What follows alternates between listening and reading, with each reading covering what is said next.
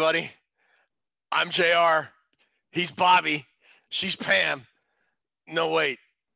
I'm Jock. She's Lucy. He's Cliff. No, that ain't it either.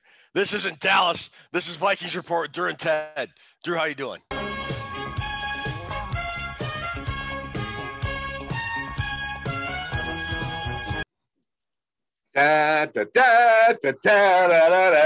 Welcome, everybody. Episode 27. And always remember something. I'm cooler than you. Now you get it together and light this candle. All right, I'm cooler than you are. Why don't you fix your little problems and light this candle? He's right.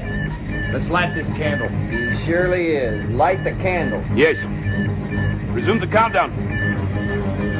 He's right. Light this candle. What a great clip. Just a great clip. Yeah, you know what movie that's from, right? You still haven't watched The Right Stuff, have you? I have not watched The Right Stuff, but that's become that like a movie. That's become like a regular part of Vikings Report. It's like a great movie. I told you last time I watched it, that was a flat out lie. So I'm gonna have to maybe this weekend I can find time to crunch into my busy schedule.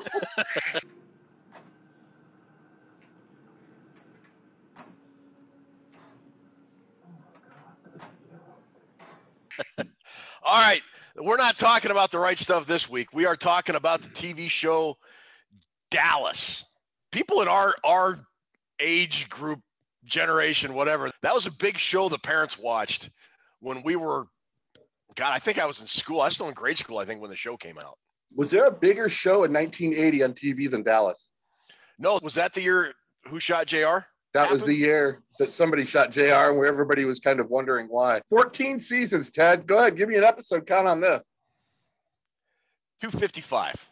357 to take over first place on the VR episode list. 357. I knew it went on for a long time because it started in the 70s. And it didn't end until the 90s, right? It went into the 90s, didn't it? 1978 to 1991, man. So it was on for like 3 separate decades. That doesn't happen to a lot of TV shows. 78 more episodes. We've done a lot of TV shows. What, 22 or something? Yeah. That's 78 more episodes.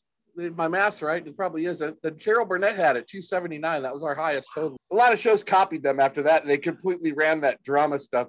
Knots Landing, all that stuff. They Dynasty. Ran it dry. Yeah, that was a spin-off of that show. There was always some kind of turmoil going. My mom loved that show. All my sisters were watching that show. Everybody really liked Dallas in our house. The 3 things I remember the most about that show, like everybody hated J.R. Ewing. And for those of you that can't understand why Dallas was such a big hit, remember, for a lot of America back then, you only had 3 channels, ABC, CBS, and NBC. Cable was just kind of making its way across the country. Not everybody had it. But everybody could get those 3 channels, and Dallas just sort of became a phenomenon in the country. That's the only way you can describe it. And then the J.R. Ewing was made to be such an evil dude that when he got shot, that's all. I mean, I was like 12. I was like 12, and that's all we talked about in school. Who do you think did it? Who shot JR?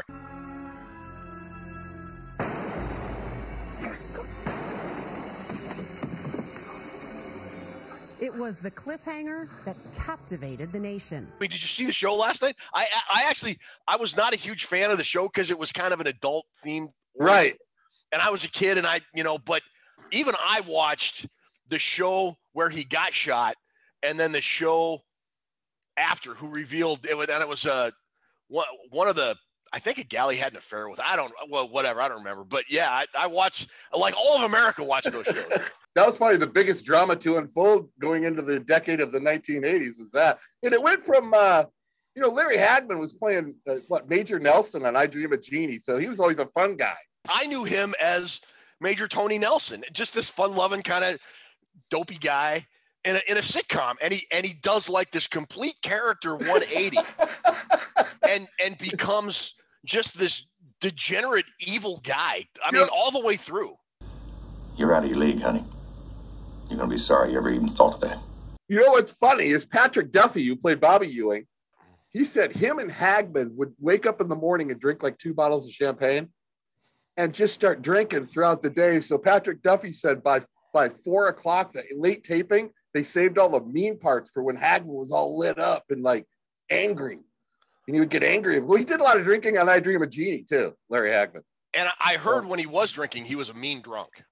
Oh, that they used that to the show. Some of those scenes were like the director saying, "Thank God he's drunk. He's really working out great." And it had Linda Gray, and it had the great Barbara Bel Geddes, rest in peace. Yeah, Charlene Tilton. Charlene Tilton. Again, here we go. How's that sound? How's that sound, Ted? Oh, not the trumpet though. Wow. What'd you say, Leslie? Charlene Tilton. There we go. Now we have another one that's made out with me a bunch of times and just doesn't know it. Because that launched her. I mean, because she was very much, in the 80s, kids had posters of like Morgan Fairchild, Farrah Fawcett Majors, Charlene Tilton. You could go to Spencer's and buy those posters and put on the wall. Charlene Tilton was a big seller. Charlene Tilton was my gal. She's my favorite one. Yeah, she's my favorite one. I loved her.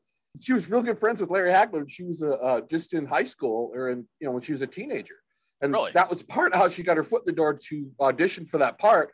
But they remained friends, and he was always like a father figure to her throughout all the years, even after Dallas ended. So they were really, really close, and she was very distraught when Hagman passed away. Now, the one other thing I remember about Dallas is they had the one season at the end of it, Bobby Ewing got hit by a car and he died. Yeah, they were reaching for stories, dude. And people were furious. They were just furious. They were mad. So, like, the next season, I think he sat out, and then he came back the season after that, and they said the season prior to that was Pam, I think was his wife. Right. Was just one bad dream, and he never died. That was the jump the shark moment for Dallas. They had lost everybody. They were like holding on to what I remember the big dream thing they had, but for the time it ran though, that show was on fire, bro. Yeah, it was.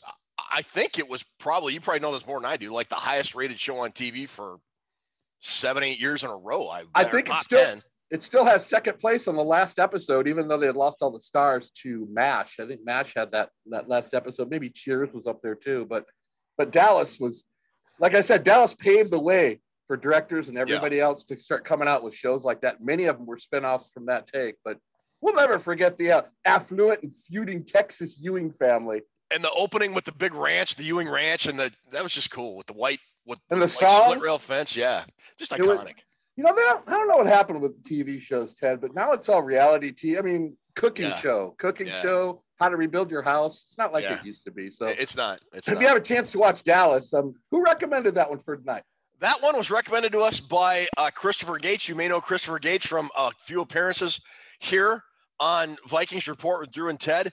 And since Chris recommended it and we're talking about him, now is as good a time as any to mention that when the Viking season starts, we are going to do a live post-game show. Just like we did the live draft show, we're going to have a live post-game reaction show after every Vikings game, and Christopher Gates is going to be one of our co-hosts. What?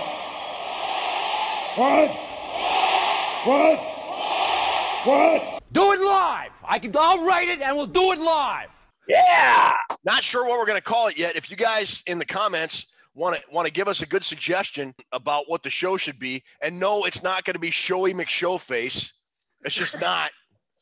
We're not going to do the Bodie McBoatface stuff. Give us some ideas. If we like it, if one of you guys or gals give us a really good suggestion, you're going to win a prize. Don't know what that prize is. Not going to be very huge or anything like that, but it's a prize. So there's a prize up for grabs. If we like one of the titles that is recommended to us, again, give us a recommendation in the YouTube comments. Cool. Name our show. Come on. Hey, tell Chris Gates before he comes on here, work on your Rochambeau game, because that guy is terrible. Terrible at that. Play it. Scissors beats paper. Paper covers rock. Rock blunts scissors. So 3 strategies. I always thought it smashed it. Oh, I thought it blunts them. Remember we were playing that on that draft night? Couldn't get it. Couldn't get the rhythm. My God, if he's a drummer, he'd be struggling. Chris Gates, thank you for recommending Dallas, and we're looking forward to doing our after show games with you, dude. You are a wealth of knowledge and a great one-liner. It's going to be a blast. If you liked our live draft show and you liked the interaction we had, we're going to have that not for 5 hours, a night. I can't do 5 hours a night, especially after like a Monday night game. But we'll be on for about 45 minutes to an hour, a little bit after the game, maybe half hour after the game, whatever, and we'll do a live post-game recap. So anyways, before we get to our player, do you got your over-under for this week, Drew? Yes, I do have the over-under. We have the over-under game week 3. If you played the first 2 weeks, you're in good standing to have a chance to win the big prize at the end. We are doing an over-under game, the Vikings Report over-under. Ask one question a week. You don't need to do any math. No math needed. All you got to pick is over-under in the question I'm about to ask. But the only way you can enter is by watching the show and putting your answer in the comments below. Can't do it through Twitter or anything else. The only way you can enter is on this show. And we'll have, like I said, 10 weeks. It's going to take us right up to opening kickoff. And then you'll have all your over-unders filled out. And at the end of the season, where we tally up all the stats from this game, then we will name an over-under champion. And if we do have a tie, we will bring out the bag of cornucopia, put the people have the tied names in that bag. We'll shake it up a few times. We'll snag out a winner, and you will have a killer prize. What's the over-under for this week, brother? This week's over-under.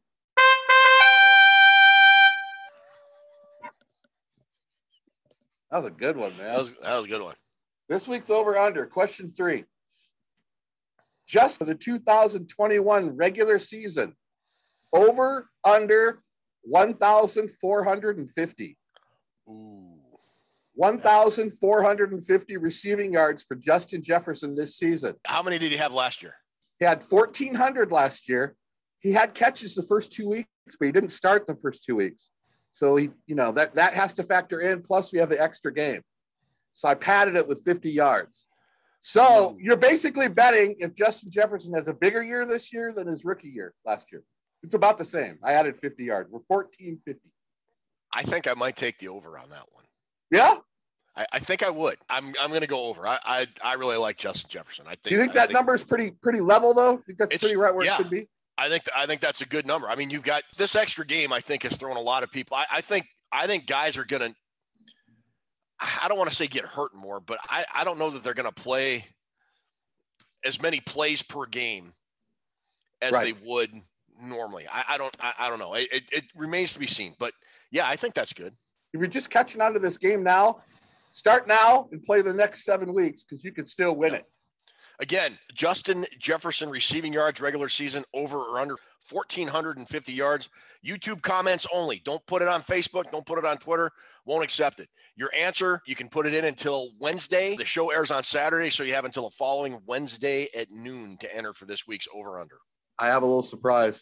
Oh, what's your surprise? Oh, I like how you did that. Oh, really?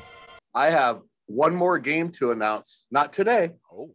That's going to, one more game here at Vikings Report that we're going to carry on. That's going to, it's only a one-time sign up, but you'll sign up before opening day against Cincinnati. So we're going to be running 2 games here, Vikings Report. All righty. This is news to me. So I didn't want to tell you because we like to plan everything, Ted. We don't script it. Remember, we don't prepare. That's one of our. We may not know what we're doing, but at least we're not ready for it. I said, Ted, you want to start the show back in January? If you want to prepare something, I can't use you. You have to be unscripted. You can't do any preparation. He says, Drew, I'm your dude. You had me at hello. This will be perfect. So get that over-under entry in. Our player this week. Drew Bunting, the Minnesota Vikings have a long history of talented all-pro linebackers. They really do. They really do. You just off the top of my head, Mike Merriweather, Scott Studwell, Ed McDaniel, in current day, Eric Kendricks, Anthony Barr, Jack Del Rio has played linebacker. Guys like Roy Winston, Wally Hilgenberg, Lonnie Warwick. One guy, though, that I think ranks right up there with them, that always seems to be overlooked and not talked about as much, number 50, Jeff Seaman, played in the middle of the latter years of those great Purple People Eaters defenses. Just a fantastic middle linebacker. Oh, man. One of the best, by the way, very good list right there, man. You named off some real legends there, but I think Seaman, me personally, Studwell, Matt Blair, Seaman. And that's how I got him listed. And ironically enough, that's how the tackling order went too. Studwell was first, and then Matt Blair was second with 1404, and then a third ranking tackler on the Minnesota Vikings of all time is Jeff Seaman. What a tremendous football player. I mean, he stepped in like the early 70s, took over, like the linebacker core had undergone a little bit of transition. Roy Winston and Lonnie Warwick were retiring, and the Vikings, everybody talks about the Purple People Eaters, defensive line, and as well they should, because arguably the best defensive line in NFL history. But the linebackers of that era were just as good, and they just don't get as much publicity because of how great that defensive line was. They don't get enough publicity unless you really get a deep dive and start getting into that guy's whole career. The guy never missed a game in 11 seasons, Ted. It's incredible. He didn't miss one game. Is that a tasty tidbit to lead right in? Look at how many of those guys on both sides of the ball back then always answered the bell, never missed a game. Torkin never missed a game. Foreman never missed a game till his knee injury in 78. Tough guys. Tingelhoff, 17 straight years. Jim Marshall set the all-time record for consecutive games played. Alan Page never got hurt. Carl Eller never got hurt. Jeff Seaman never got hurt. But none of those guys ever got hurt for a significant period of time. It's incredible when you look back on how durable those guys were. It's almost like not one of them wanted to be that guy that ended up being on the bench. They don't want. And you factor in Bud Grant with the stare down. Nobody wanted, everybody wanted to play. No heaters on the sidelines. All that stuff factors into. It was a team back then. Nobody wants to let the other guy. There's probably a lot of guys playing really hurt too.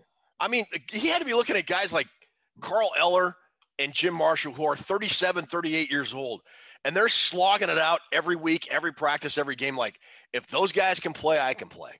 Yeah, exactly. Jeff Seaman, 1972 to 1982, selected 10th overall, first round by the Minnesota Vikings out of Stanford. First off, let's just say, guy played in 2 Rose Bowls, 3 Super Bowls, and 4 Pro Bowls. I mean, Jeff Seaman played in all sorts of big-time games, but when he was at Stanford, get this, in 1971, his Stanford team beat number 2 ranked Ohio State and ended their national championship chances. I love it. Jeff Seaman led Stanford defense, held OSU to only 17 points, and they beat him in 71. In 72, Stanford knocked out Michigan from the national championship running the next year, 13-12. So both of our teams got their ass kicked by Jeff Seaman's defense on Stanford. I was not aware of that. I was not either. They beat back-to-back Rose Bowls against our teams. I mean, I remember reading about that Ohio State loss in the Rose Bowl that year because, I mean, that just – unfortunately, Big Ten teams just didn't do well going out to the West Coast and playing those games. But I never watch games like old games that are on that my team lost, whether it's Ohio State or the Vikings. I never watch them. I'm not going to watch them. I'm not going to waste 2 hours of my life watching them lose a game I know they're going to lose. Just not going to do it. Oh, man. They got John Ralston, who coached the Broncos in the 70s. He was Jeff Seaman's coach at Stanford. Okay. And Ralston talked about how he had the unique sixth sense of knowing where a player was going to go before the player got there. He said it was uncanny of Jeff Seaman's instincts of finding a ball carrier and getting to the spot before he did. Matter of fact, John Ralston said he had only seen the best defensive players he's seen: Merlin Olsen, Dick Butkus, Tommy Nobis, and Jeff Seaman are the 4 best defensive players he's ever coached or ever seen play. And if you ever watch footage of the old Purple People Eaters and that defense of that era, you'll notice that the Vikings defensive line gets upfield. Their initial job is to get into the backfield and pressure the quarterback. Right. Which is why the linebacker play was so important. When Seaman was there, it was Seaman, Wally Hilgenberg, and Fred McNeil. But those 3 guys. And Matt Blair was also there. Matt Blair, yeah. Yep. Matt Blair took over in the mid-70s too. Those guys were the guys that would let Eller, Marshall, Page, and Sutherland or Gary Larson go upfield And if they create, if their pressure creates an opening in the line, we'll plug it. And 9 times out of 10, by God, they did. And it was right. It was an impressive defense to watch. You could watch 10 Viking games and Hilgenberg, Blair, and Seaman wouldn't miss one tackle. Not one. They were the best tackling set of linebackers throughout the entire decade of the 70s. God, just so good. And then, and then we've talked about this. So what happened in the Super Bowl, Drew? I just, it's so, the more, I love the segment we do because I get to go back and watch highlights of old games and players, and they were so stinking good. And then they get to this, and they made so many big plays to get to the Super Bowl, and then they just fell apart in that game. It mystifies me to no end. To this day, it just mystifies me. I wanted to ask you about, I saw something during the week, and I think I might have sent you a message. I can't remember what I did 3 days ago, but I watched 26 horsepower trap. I watched that stupid Hank Stram in that Kansas City Super Bowl, right? Yeah. When they beat us 23-7. You know what, Ted? The next year, the Vikings started the season playing the Chiefs. Essentially the same rosters right across the board. The next season, opening day, Vikings kicked their ass in every facet of that game. Completely, 100% dominated them. And I think I sent you a message going, why didn't that happen in the Super Bowl? You mentioned Fran Tarkenton just got really conservative in those games. I think Bud Grant did too, because you watched that Super Bowl 4 highlight with Stram mic'd up. The Vikings were very predictive in their play calling. I mean, Stram knew what they were gonna call. Sure. I mean, it was weird. It was just weird knowing, seeing that team that had played so well played so poorly. It is mystifying. It's mystifying, but anyway, we got off tangent. We got to get back at Jeff Seaman, how good he was. Jeff Seaman is a tremendous player, man. Like I said, he's third all time in tackles for the Vikings behind Scott Studwell and Matt Blair. Just solid, like another one of those players, never got hurt. Always was in there. When he played, he was a difference maker. Just a tremendous, tremendous football player. Just made big plays. Just all those guys on that team just made big plays all the time. And Seaman was right there with them. And a lot of times when the running backs would get wide and try to run on the perimeter, which was always a mistake against Eller, and his Eller was just as fast as one of the linebackers. Nobody could ever run wide on the Vikings. A lot of times Jeff Seaman was waiting over there ahead of the corner. He would wait for the running back. Like, okay, dude. Come on over so I can tackle you. Yeah. Great player. I don't know if they had captains back then, but he very well could have been a defensive captain because he called the defenses in the huddle and just, the one thing about Seaman is the middle linebacker position to this day and back then especially was the quarterback for the defense. And I can't tell you how many times watching those games, other teams, other defenses against the Vikings are scrambling around. They're not knowing where they're supposed to be set and what they're doing. You rarely saw that. You rarely saw the Vikings being confused and out of position and not understanding their job and their role in the defense. And that, in large part, was due to Jeff Seaman calling the defense, getting them set, and then executing the play when the ball was snapped. All of those guys were so football IQ dialed in. I don't even think the coach had to do much with that defensive squad of the teams in the 70s. Seaman was a coach on the field. They all were. I imagine if one guy got out of position, the team let him know. I doubt even the coaches had to say anything to him. Yeah. And they all played together, like you said, for so many years. So many years. And they never missed a game. That's just as mind-boggling as any other stat you can throw out there, how durable those guys were. We should add up the defense. When you Page, Eller, all those guys, add them up, the games missed. Add up all the games played, figure out how many they missed. I bet you it's mind-staggering. I bet Anthony Barr missed more games last year than those guys did in 5. Kentrell Brothers. Mind-blowing, Ted. You know what else is mind-blowing? What's that? You know that cane you see commercials for, that Hurricane? Really good cane, by the way. The cane. Like the four-pointed, yeah. Millions have sold. Tremendous product. Why didn't the Hurricane people use the Scorpions as their ad? Here I am. Damn it. Here I am. Rock you like Hurricane. Because it's called the Hurricane, right? Instead of rocky like a hurricane, they could have said walking like a hurricane. Why? Why wasn't that seen? You should have been in marketing. You should have been an advertising executive. You missed your calling. I don't know why I threw that in there. My mind works in mysterious ways, Ted.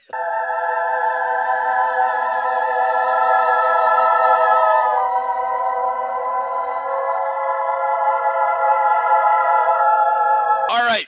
So Jeff Seaman, stalwart for the People Eaters era, 72 to 82. Just a great, tremendous player. We got training camp quickly approaching. I think by the time this show airs, we'll be less than a week away from guys reporting. Well, why did we pick Jeff Seaman to do his jersey tribute today? What was the reason for that, Ted? Because today we are 50 days from not training camp, from week 1, 5-0, 50.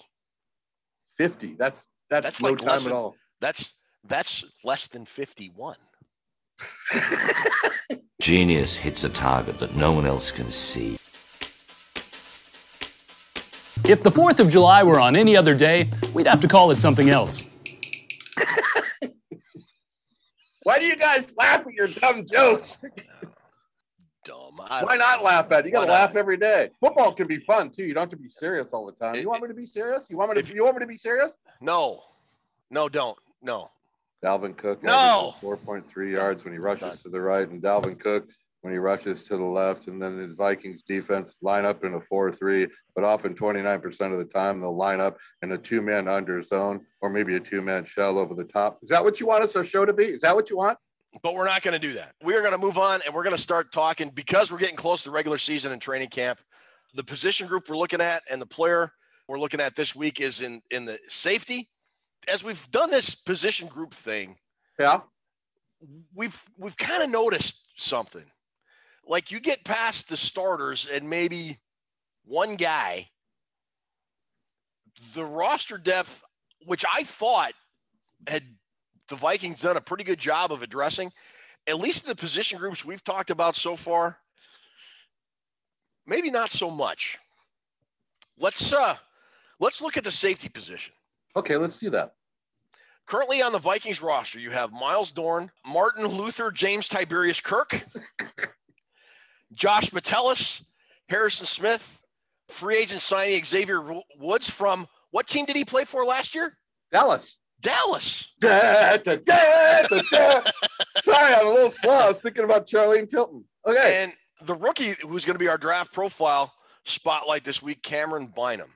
Drewster, we stumbled across it again. The same thing is happening again, like it did with the tight ends. We talked about Zach Davidson. Mm-hmm. And it happened with the defensive ends, or who was it? Well, we talked Janarius Robinson last week, and there's, after Daniil Hunter, arguably Stephen Weatherly, it's wide open for backups. I mean, I think the Vikings are going to lean vets, but there's some talent there that could supplant those guys.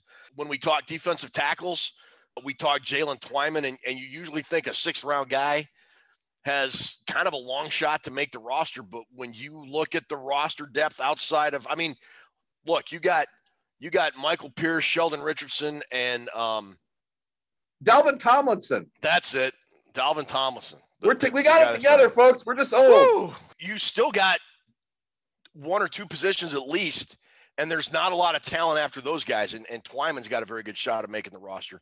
And you can say the same about the safety position group as well. Safety and wide receiver, Ted. Those are my biggest concerns when you're talking the word depth.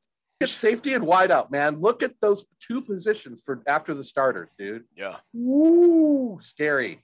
We also talked about wide receiver as well when we talked to Demir Smith-Marset. He's probably got a great shot to make the team because of the lack of wide receiver depth. That's very true. We did talk about that. But in general, the wide receiver group is like the safety group. Nothing really, those names don't really stand out. I mean, I know Metellus is a Michigan guy, but he was kind of a marginal player there when I used to watch him in Michigan. And we haven't seen Woods play. We haven't seen him play.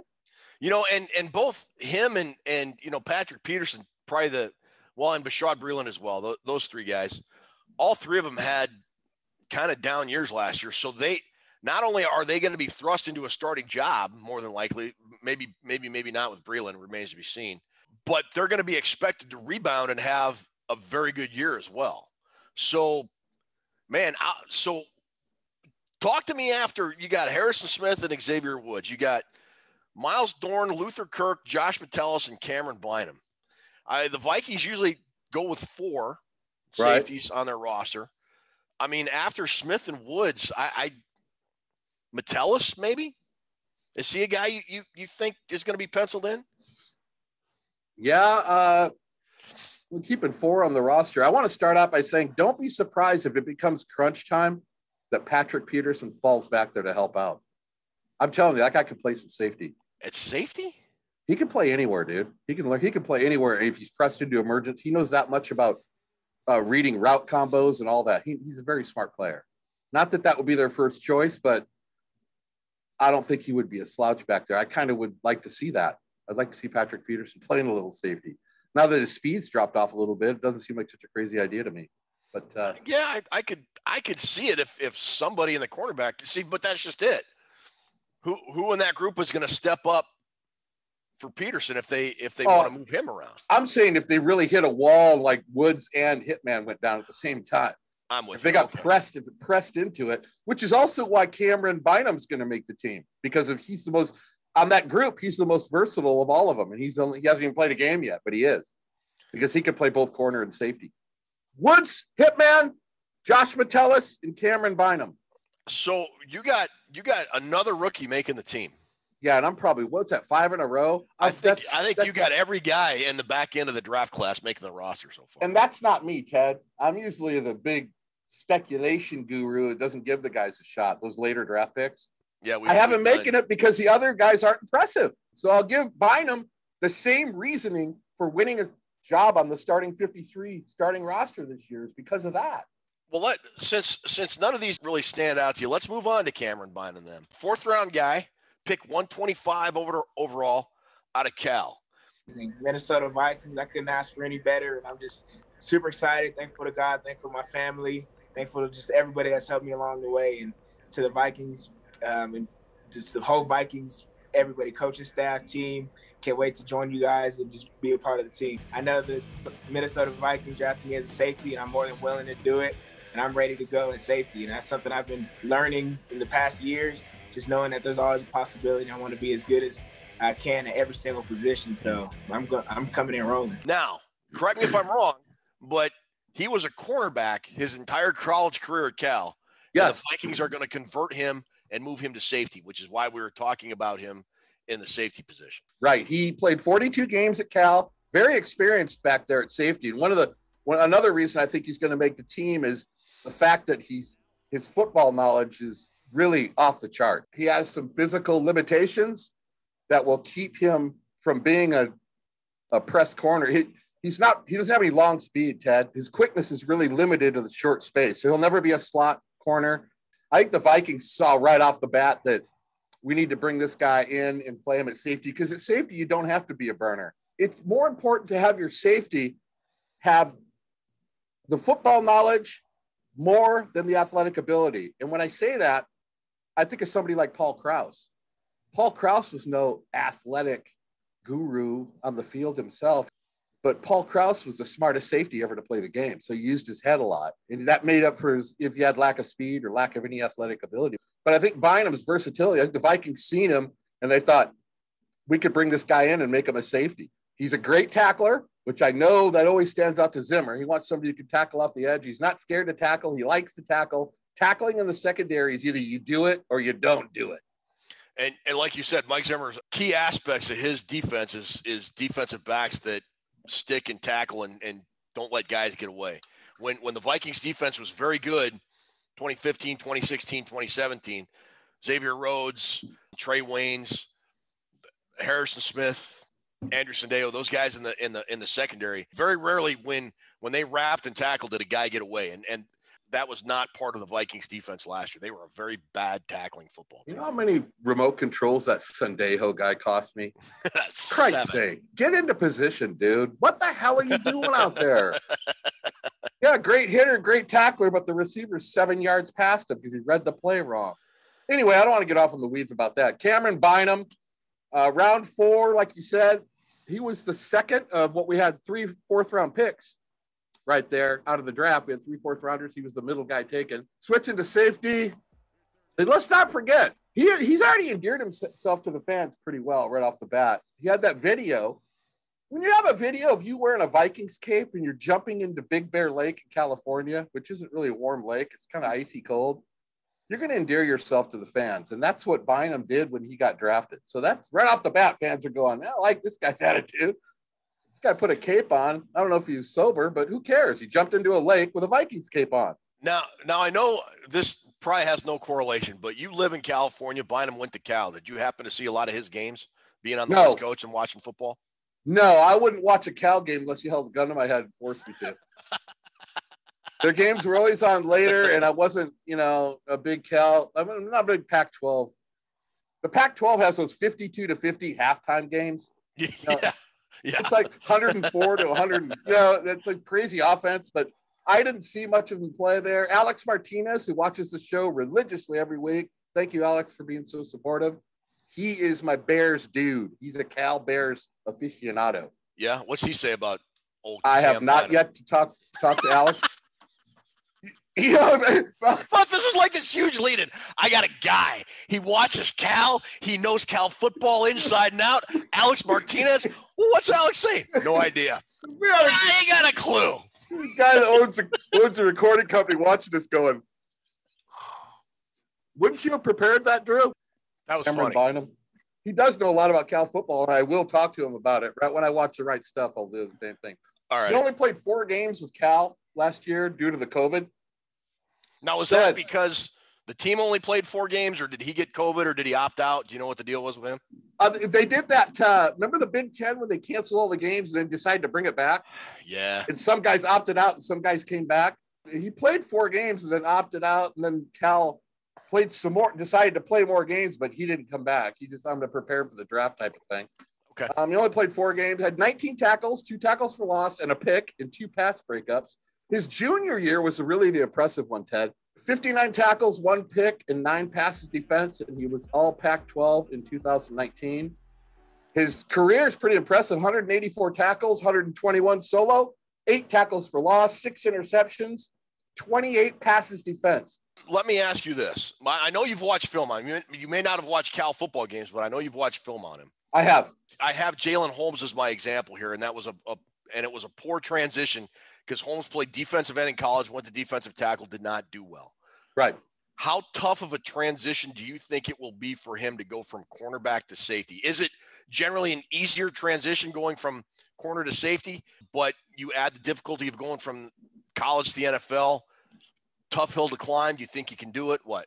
Well, it always varies what kind of scheme you got, what kind of defensive game planning you're doing, what kind of defensive coaches you have to tell how difficult something's going to be to transition from corner to safety. But being that he was a coach in the backfield at Cal, he has the ability to read route combinations when guys are running, when a wide receiver is running across the middle and he passes off to the linebacker or the tight end, when they do a crossover and you have to figure out the route combinations. Let's just call it that. He knows route combinations really well, so he already knows the mental part of the game.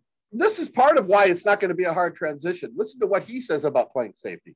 He said, coming from corner, going to safety, I know I can cover anybody on the field. It's just a skill set. Moving to safety with my mental skills, just knowing that I know every single position on the whole defense is something I'm happy about, and I see a smooth transition for myself. Zimmer's a smart guy with the corners, and he's got and with the safeties. He's got Hitman. He's got Patrick Peterson to lean on. Woods from Dallas. He's got a good group of guys to learn from.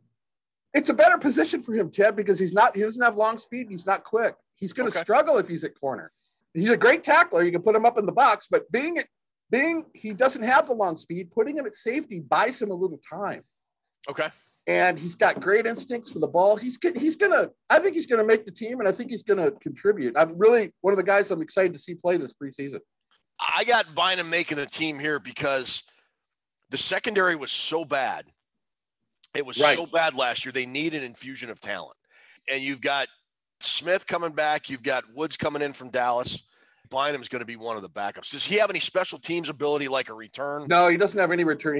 Didn't do any returning at Cal. The only guy I don't have making the team right now is the guy we talked about last night, Janarius Robinson. Let me throw this last thing out with Bynum.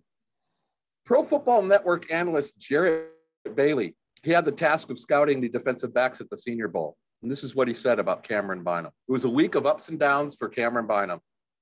He was beaten on multiple occasions in one-on-ones, but Bynum did have his moments where he was unshakable and made plays on the ball. He could be a hit and miss guy at the next level. That is, you're talking to a guy that was at the Senior Bowl, specifically watching the defensive backs. And I know there's probably a lot more to his report than that, but that was generally what he said about the guy. So I think the guy has a tendency to get burned now and then, but what Viking secondary guy doesn't get burned now and then? Well, at the Senior Bowl, did he play corner or did he play safety?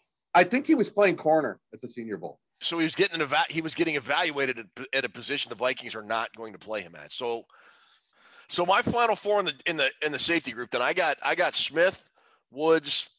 I'm going to go as much as I want to go with Martin Luther James Tiberius Kirk, because I want to say that nickname every week.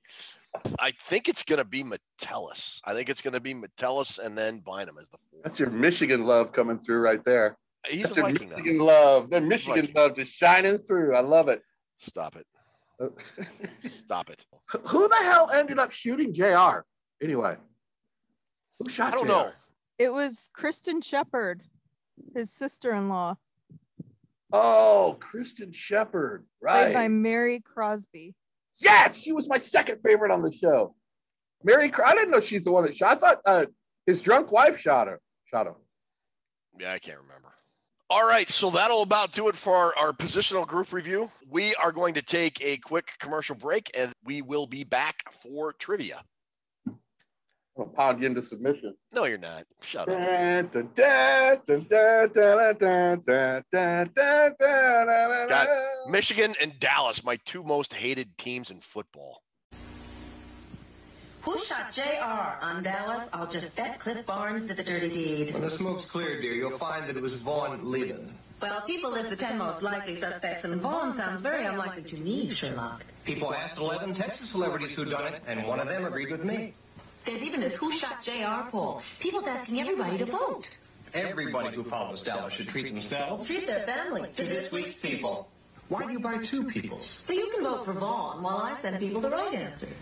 My baloney has a first name, it's O-S-C-A-R. My baloney has a second name, it's M-A-Y-E-R. Oh, I love to eat it every day, and if you ask me why, I'll say, 'cause Oscar Mayer has a way with B-L-O-G-N-E. Oh, I'd love to be an Oscar Mayer wiener, that is what I truly like to be. 'Cause if I were an Oscar Mayer wiener, everyone would be in love with me. Welcome to Toots' Trivia. How you guys doing? Doing good, Toonses. How are you? Drew's trying so hard not to interrupt you. He has his hand over his mouth. It's so funny. So, Drew, I have a question for you. Oh, there you go. Sorry. My God. Sorry, Toonses. Darn it. I really tried that week. Drew, I have a question for you. What? We're talking about Dallas, and J.R. Ewing had this really famous quote he made on one of the shows where he said, "A marriage is like a salad. The man has to know how to keep his tomatoes on the top." Drew, are you keeping your tomatoes on the top? Yep. Toss a lot of salad, do you, Drew? This week, I asked both of you for your favorite movie, actor, music, etc. So we're going to do some trivia regarding that. So we just have two categories. One is Drew, one is Ted. That's because my name's Drew and his name's Ted. Really? You are so perceptive, Drew. Each person is going to get their own question. Ooh. So, Drew, we're going to have you go first. If Drew gets it wrong, you can steal the points, Ted. Okay. All right, Drew. What was the original title of the movie Alien? Oh, something to do with space. I cannot remember. Ted, you want to steal it? I don't know. Star Beast. Didn't have my croutons on top for that one. All right, Ted, here's your movie question. In Bull Durham, according to Annie Savoy, where do the lava lizards of the Galapagos Islands breathe? Their eyelids. Woo! Good job. Impressive, Ted Glover. All right, Drew. Yeah. Here's your music question. What is John Paul Jones' real name? I don't know. Ted? I don't know. John Baldwin. That's right. All right, Ted, here's your music question. Damn Which it. 1984 Bruce Springsteen hit featured future Friends star Courtney Cox in the video? Dancing in the Dark. That is correct. 200 for Ted. All right, Drew. This one is your non-NFL question. 1991. Good job, Drew. Ted, here's your non-NFL question. Name one of the only two players to win the home run derby back-to-back. Ken Griffey Jr. Boom. Good job. Oh, I knew Cespedes. I knew that. Oh. That's 300 for Ted. All right, Damn, Drew. Ted hasn't missed one yet. Drew, you said you liked the TV show Parks and Rec. All right, in the TV show, what first name is shared by Ron's first two wives and his mother? Wait. I know this. Oh, Tammy. Good job. Good job, Drew. Woo. Had to think about it, but that's good. All right, and now Ted, you like Chris Pratt. So here's a Chris Pratt question. Which Oakland Athletics first baseman did he play in Moneyball? I don't know. Drew? No? Don't remember? Gene Tennis. Scott Hatteberg. All right, Drew, if you get this one right, you win automatically. Look at that, Ted Glover. Wait. All right, go ahead. Guaranteed to lose now. All right, Drew. You said that your favorite book was the 1965 book entitled Great Quarterbacks of the NFL. Can you name 4 of the 10 quarterbacks that were profiled in that book? Johnny Unitas. That is correct. Otto Graham. That is correct. Y.A. Tittle. Yes. One more. And Bob Greasy. No. Fran Tarkenton. I was going to say, if you don't get Fran Tarkenton. All right. Here's all of them. You did get 4. We'll still ask Ted his question, but wow, Drew, you actually won. Good job, Drew. What do I get? A tossed salad. Yeah. All right, Ted. You said that your favorite book was The Stand. What event inspired the book? The first thing that pops to my mind is 3 Mile Island, but I don't think that was it. The chemical spill was the correct answer. Did not know that. What's Drew! the best? I won. Drew won. That was fun. That was fun trivia. I wanted trivia. Yeah, congratulations, man. That's well done. Number 4 since freaking January. That's great. All right. We're leading it out. Again, I can't. We just can't thank you guys enough for watching and commenting and listening. If you're downloading it via podcast, thank you. We appreciate the feedback. We appreciate the show recommendations, the greatest game recommendations, which we'll get to. We'll bring that back next week and do.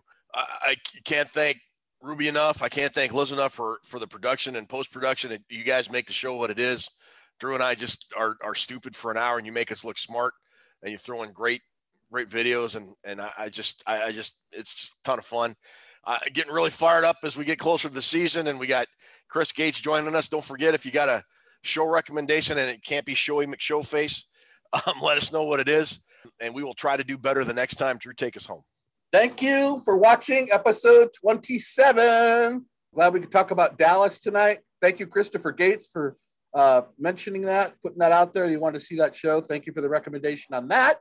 Of course, the ones that have moved on from this planet, Barbara, the planet in Dallas, Barbara Bel Geddes, Miss Ellie, Jim Davis, who played Jock Ewing, and of course, the great Larry Hagman. Those 3 are no longer with us, so we always give a shout out to the people that have passed on from our TV show. One more hand for Jeff Seaman, who never gets enough credit ever.